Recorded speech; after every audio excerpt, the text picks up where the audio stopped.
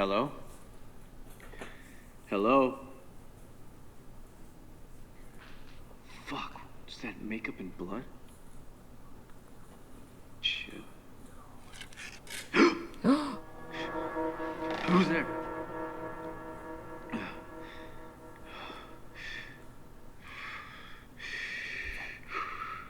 Hey. Hey, kid. Ooh, no, I don't like that. Oh, I didn't like that one bit. I didn't like his face. That freaked me out. I also don't know what I was expecting with the start of this list. It wasn't this. I was expecting, you know, handheld. Maybe that's a dog sighting, you know? Whew, it's too early to be scared. It's too early to feel something, you know? I like to wait until around noon, 1 p.m. to feel alive. Disney purchased an island in Bay Lake, Florida, and opened a zoo which they called Treasure Island. It was later renamed Discovery Island and closed its doors forever in 1999. Obviously, the island is still there, but it is closed to the public. A whole island of Disney detritus locked off from the world. With humans unable to visit, who knows what may be going down in the place? Just imagine the visuals. Snakes wriggling around the tracks of rusty roller coasters. Chilling. It's deeply, deeply chilling.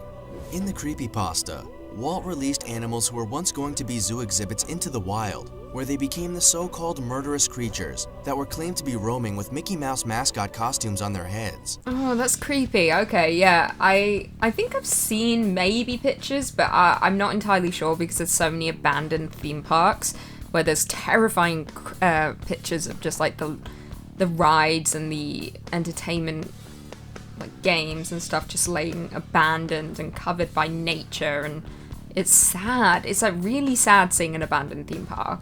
It just makes you feel really uncomfortable.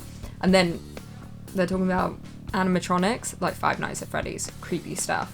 I remember I watched a video a few months back of a theme park I used to go to all the time growing up called Pleasure Island, and it was in Cleethorpes in the UK.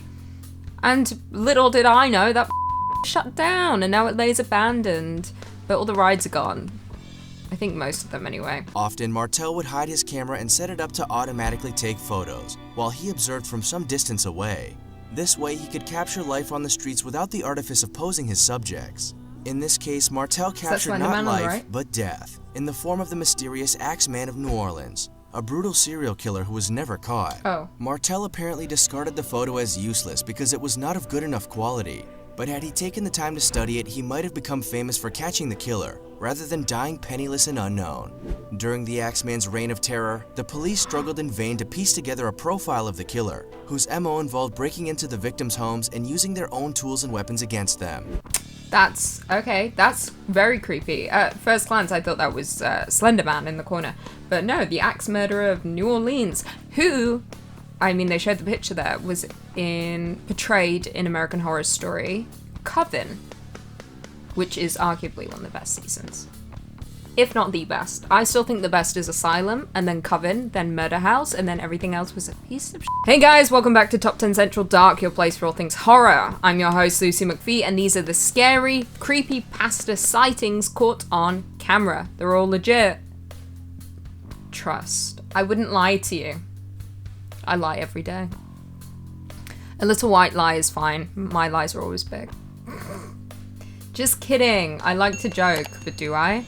No one will ever know. Supposedly blood is dripping from behind the eye sockets behind the mask. His face looks a little bit like the faces of the Court of Owls from the Batman comic book storyline by Scott Snyder and Greg Capullo, if you're familiar with those characters. Eyeless Jack is infamous for being able to successfully remove a victim's kidney while they are asleep and sew up the wound flawlessly, so it is apparent that he has anatomical and perhaps even medical knowledge. He also possesses tremendous stealth and is almost never caught in the act.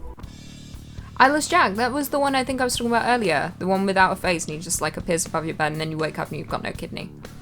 That sucks. But that's a creepypasta that's kind of based on fact, which is, I mean, not actual, but close, which is there's groups of people, they target usually tourists, usually happens in South America.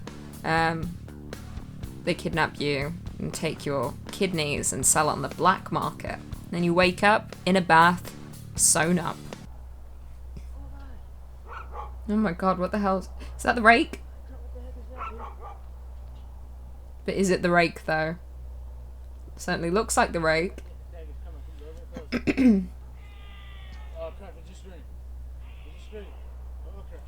Oh my god, those noises. What the hell? Oh my god, no. They filmed for so long. If I saw that in my backyard or near my home, oh, get in, lock the doors. No, actually, I'd just hop in my car. I don't need to return to the home. I just need to maybe have the essentials. Wallet, keys, phone. That's all you need. And then maybe your loved ones, get them in the car too and just drive. You can find clothes somewhere else. You can find a bed somewhere else. You don't need to be in that home near the rake. These are just hard facts. I think I would do well in a survival horror movie. This creepypasta, entitled Bob, describes the events leading to the character Andrew's death in the hands of an unknown creature. The creature breaks into Andrew's house and kills Andrew by stamping on him. The creature, named Bob, is described as a very tall, thin and armless humanoid. It is also described as the embodiment of terror. Bob was allegedly caught on camera by Anthony Rose in this photo. It shows the forest at night, illuminated by what I assume is a flashlight. From the darkness, a strange-looking creature can be seen running towards the cameraman. I don't like that at all. Mostly because, like, you think maybe you stand a chance because he is, you know, limited to what he can do. He's got the longest legs. Like, you can't run from him. He will get you. He'll trip you with his legs and then he'll crush your head with his foot. That's what will happen. I already foresee it. And also his mouth looks so big that he'll just swallow you whole. And I don't want that. As the camera operator races back into the house, as we would also do if we found a stranger's bloodstained axe, he catches something looming and watching in the distance.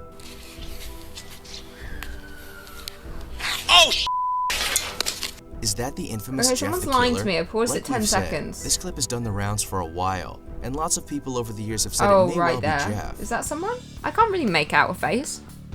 If you think that's Jeff the Killer, good for you. I can't really make it out. It doesn't look like a thing. It looks like something else. It looks like nothing. What is a thing if it isn't a thing?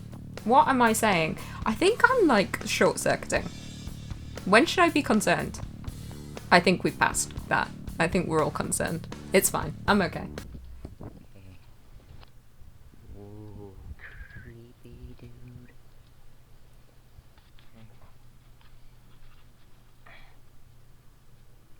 What the fuck? Ooh, blood. What the fuck? Later, some weird music What is starts that? playing, which you What's later blood? found out was linked to the creepypasta character Laughing Jack.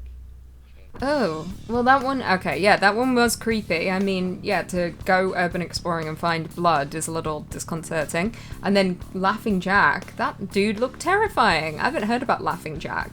I used to write a lot about creepypastas, and I'm trying to remember one. Literally any single one, but I can't for the life of me. Jeff the Killer, that's one. Oh my god, what the f***? Oh, it's like an octopus, but not. Or it's like a giant spider, but without all the legs. Oh, I hate the way it moves.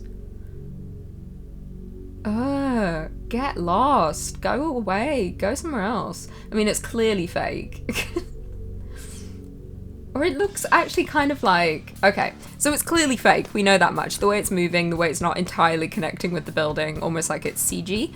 But it also kind of looks like a helium balloon. And it's being like manipulated with string, just the way it's moving and the way it landed on top of the building, like it kind of laid flat. But if this was real, that would be frightening as hell. But you know, if this did take place, we'd know about it. Or would we? Maybe our brains' memories were erased. Who is it? Oh my god. I know you're out there. What the f*** is that? It's just been a fox or something. Oh, it was a bucket. I thought that was a person. Oh, who are you? Who's there? Well, there's clearly someone on the floor. Whoa! Get that! I don't like people. I don't like any of them. That was completely unnecessary. Why are you hiding in the dark? Why are these two English children trying to look for you. I also thought in that first like clip or the freeze frame of this video, you can see a bucket and a wheelbarrow. I thought the bucket was someone's face and they were wearing it. But no, I was wrong. Well, there we have it. Thanks for tuning into this video. I've been your host, Lisa McPhee. Stick around for bloopers. Replay his face and freeze frame that, because I did not like whatever that was. Slenderman. Who else? There's more. There was another one. Like Jeff the Killer, but not him. Who's the one that like appears above your bed and he doesn't really have a face? You know the one. Just tell me. And a stable internet connection. As long as I'm still connected to, you know, my service. What's it called? 5G? I'll be happy. But I did stop watching after like season 5. Didn't have the time anymore, and then Hotel happened and I was like, what's happening here? Hotel, what are you doing? It's like, Lady Gaga, you're alright, but why are you here? And then Roanoke happened and I was like, oh my god, why do I watch this show? And that's my life story.